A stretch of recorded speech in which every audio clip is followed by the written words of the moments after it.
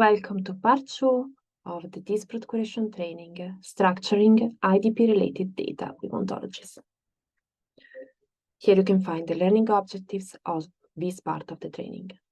List the ontologies adopted in DisProt, describe the intrinsically disordered proteins ontology, explain the use of gene ontology in DisProt, and the use of evidence and conclusion ontology in DisProt.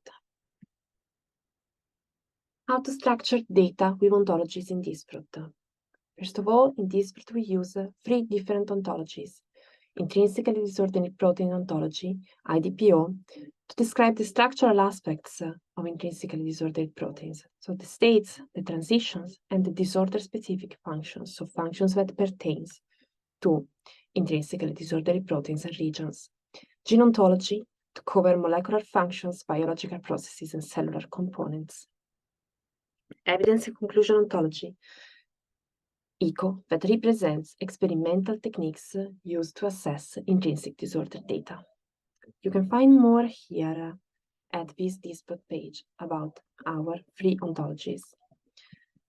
How to select the ontologies, the ontology terms when annotating in DisProt. So you have to choose the most appropriate ontology terms to annotate the information that you found in a peer-reviewed scientific publication. You want to select the most specific ontology term, and you want to ensure consistency and precision in data representation. Let's see now something about the intrinsically disordered proteins ontology, IDPO. First of all, you can look at this page in DisProt to know more about the ontologies that are adopted, including the IDPO.